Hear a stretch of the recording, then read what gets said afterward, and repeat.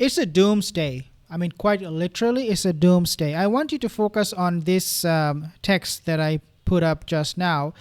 The first one says Al-Qassam, then it says east of Jabalia, then you'll have this one north of Gaza, and then also martyrdom operation. So we'll be talking about all of these points in a second. But before I move on, just to remind you guys, most of my viewers are not subscribed to my channel. If you happen to be one of them, consider subscribing. Let's go with this one first. So Al-Qassam, what does it mean? Why I said why I use the word here Al-Qassam, and why this picture, what this picture is doing here. Basically what you are seeing is this two individuals sitting, and both of them, this individual and this individual, his face was blurred out for some reason. Maybe they did not want to reveal his identity. These two are sitting there and talking and discussing about this complex operation. That's what they call it. In other words, this place and this plan was about an operation that could not have been revealed to anybody, even within the inner circle, I would assume. In other words, Al-Qassam brigades, they conducted this this complex operation. As you can see, this is Al-Qassam brigades. These two members, this one and the other one, they are from Al-Qassam brigades. So these two individuals, they're talking from, again, Al-Qassam brigades, which is the military wing of Hamas, and they were planning about this attack on the Israeli forces.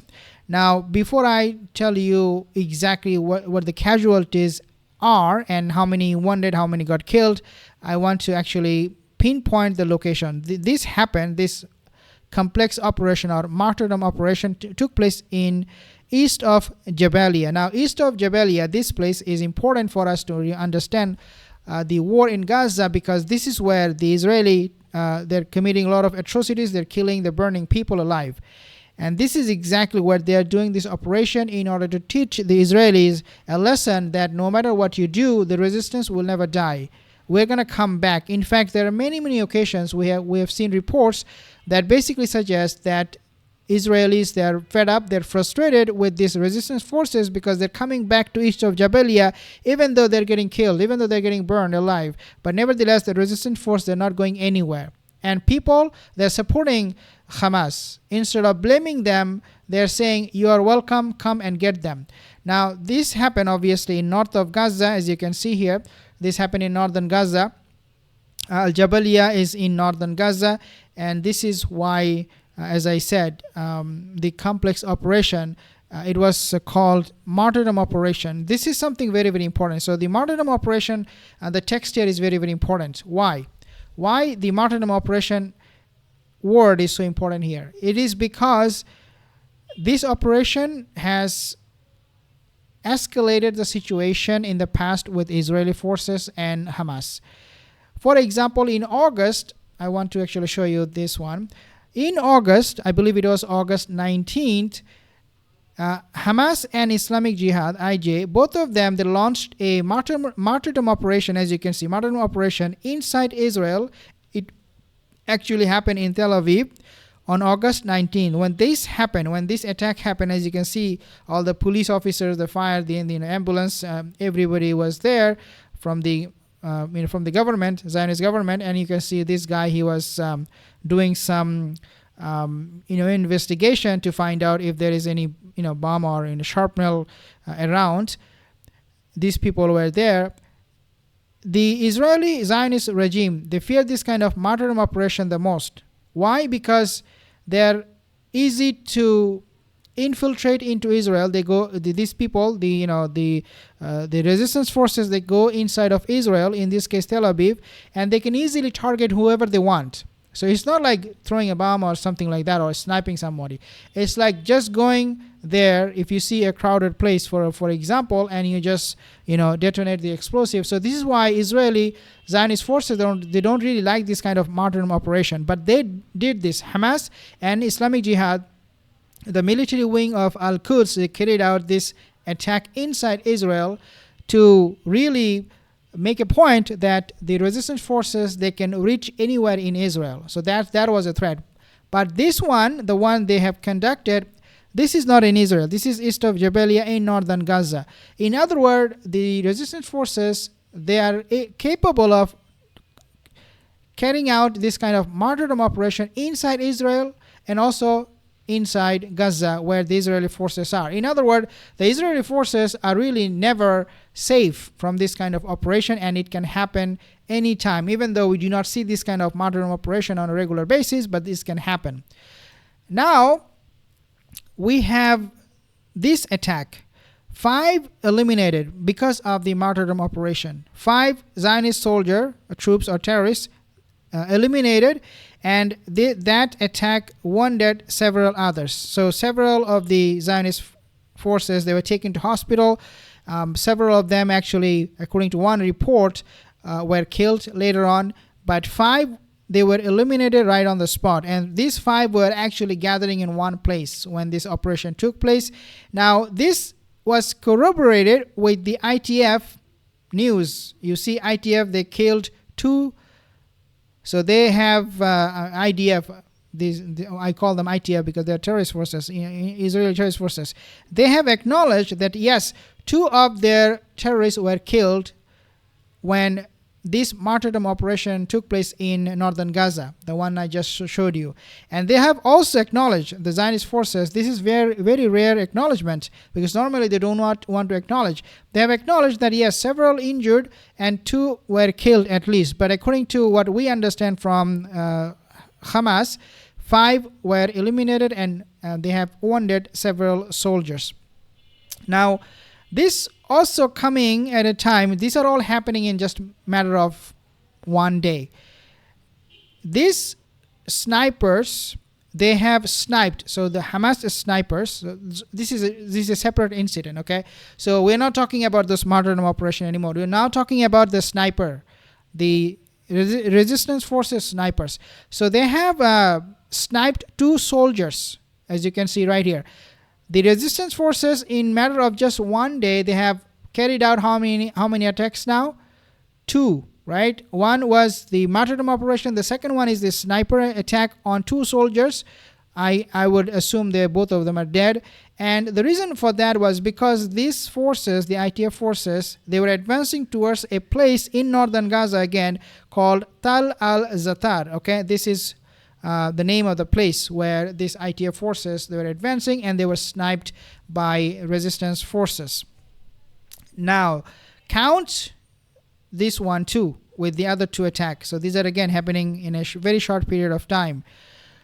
Al-Quds brigade, they said, we have destroyed military vehicle. So you can see on the screen, the military vehicle was hit by Al-Quds. Now who is Al-Quds? This is the Al-Quds is the military wing of Islamic Jihad. Now this is not coming from Hamas. In other words, this is coming from Islamic Jihad or Al-Quds. Important for us to understand these different axes of resistance to differentiate who is doing what, so that we know how all of these groups are so activated and so active in Gaza, chasing these Zionist forces out of Gaza. So now we are talking about who? We are talking about Al-Quds. They said we have destroyed military vehicle. We do not know exactly how many ITF soldiers were inside, but I would assume at least 4 or 5 of them. Now if the military vehicle was destroyed, doesn't automatically mean those ITF soldiers got killed, but it can also mean yes, there is also a possibility that they were killed. We do not know. But we should not assume that just because the military vehicle was destroyed, the soldiers also got killed. But you can assume that if a military vehicle is coming under attack, it must have some casualties, if no death. And this is happening in Beit Hanun. Okay, so this place, this military vehicle, it was destroyed at a place called Beit Hanun. If you can read from the screen, I already wrote it for you. We now have how many attacks? 3. Okay. One is the martyrdom operation. The second one was the sniper attack. Now, the third one is the military vehicle attack. Now don't go anywhere, because the resistance forces, they're showing a lot of strength, a lot of resilience, because these stories are not mentioned to you guys from with the Western medias. They will never obviously tell you, and I think I'm the only person who is really doing all of this work for you to understand what is going on. Now let's talk about the 4th attack, again coming in the same day. we have now Martyr Omar al-Qasim Brigade. So this is not, this is a different brigade. This is not Hamas or Al-Quds or none of those, or Islamic Jihad. I mean, Al-Quds is Islamic Jihad, but this is a completely different brigade. This is called Martyr Omar al-Qasim Brigade, and they have targeted the Israeli Occupations Army's command and control headquarters in the Netzarim axis. So this is happening in Netzarim axis. This place is so bad, this Netzarim axis, it is called the axis of death. Israeli troops, Israeli forces, they're so brutal, they're so evil, and they're so severe in their atrocities against the Palestinian people that if you are found close to Netzarim axis by the Zionist forces, chances are you will not survive. And they bomb this area and they surveil this area all the time, 24/7. And they have set up their command and control post here to monitor the activities of their forces and also the Gazan resistance forces from this office. You can see the office is very, very cozy. They are talking, always communicating. Nevertheless, this brigade, Martyr Omar al-Qasim Brigade, they were able to destroy this office or command post. Not completely destroyed, but they attacked it. They targeted it, and it basically said that they were able to hit the target, which means the office or the control command and control post was hit. How it was hit? Well, take a look. It was hit with mortar shells, okay, with mortar shells coming from, again, Martyr Omar Qasim Brigade. Mortar shells were used. Now, mortar shells, you have to understand why this is important and why I mentioned it, why I wrote it here. Is because these mortar shells, a lot of the time, are actually left behind, or left over, I should say, left over from the Israeli shells, Israeli bombs. When they detonate, when they bomb the Gazan people, they have those shells strewn all over the places. These resistance forces will put them together and make a new bomb. So they make this kind of shells, mortar shells, using Israeli product, in other words. This is the fourth attack that I just mentioned to you that took place in matter of just one day in Israel. So the Al-Qassam Brigade, the military wing of the Palestinian movement Hamas, announced it had carried out a complex operation east of Jabalia refugee camp in northern Gaza Strip, the first one I mentioned to you. The announcement coincided with a statement from the Israeli military which confirmed the death of 2 officers and the injury of several others. According to Al-Qassam, one of the fighters carried out a martyrdom operation, detonating explosives near an Israeli unit consisting of 5 soldiers and killing and wounding members of the force.